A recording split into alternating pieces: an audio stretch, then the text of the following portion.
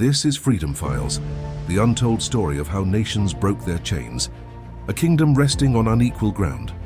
By the 1840s, France was a nation of sharp contrasts. On the surface, it looked stable.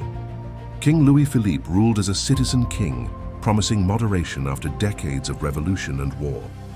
But beneath that calm, only wealthy men could vote. Workers labored long hours for low wages. Poverty spread through cities. Food prices rose. Political voices were silenced. France was modernizing, but freedom was limited to a few. The people felt it. The banquet protests. A quiet rebellion, political meetings were banned. So the people found a workaround. They organized banquets, public dinners that doubled as political gatherings. By 1847, these banquets spread across the country. Speeches grew bolder, crowds grew larger. The government responded with fear.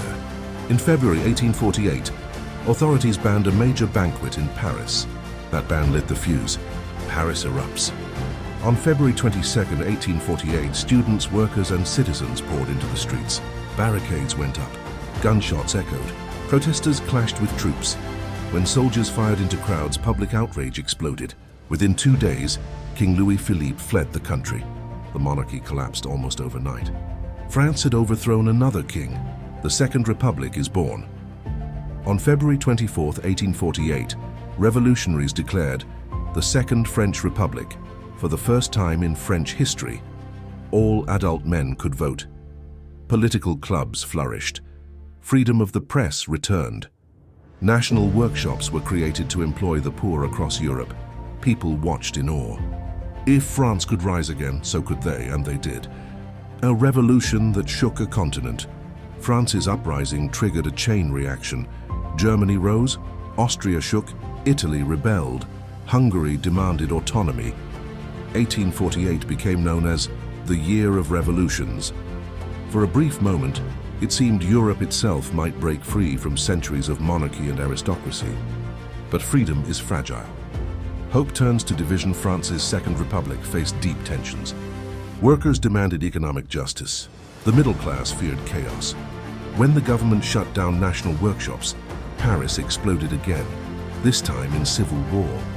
The June Days uprising was crushed brutally. Thousands died, fear replaced hope. From republic to empire, again. In December 1848, the people elected a president, Louis Napoleon Bonaparte, nephew of Napoleon.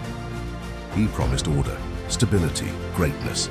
4 years later, he staged a coup.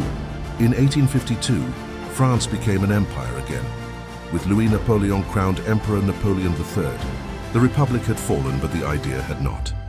The legacy of 1848.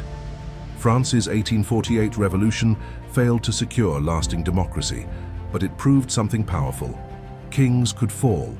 Ordinary people could reshape nations. Freedom could ignite across borders. Even when crushed, the memory of 1848 lived on, fueling future struggles for rights, equality, and representation. Moral of the story: revolutions may fail, but ideas survive. France teaches us, even when freedom is taken back, the people remember what it felt like to taste it.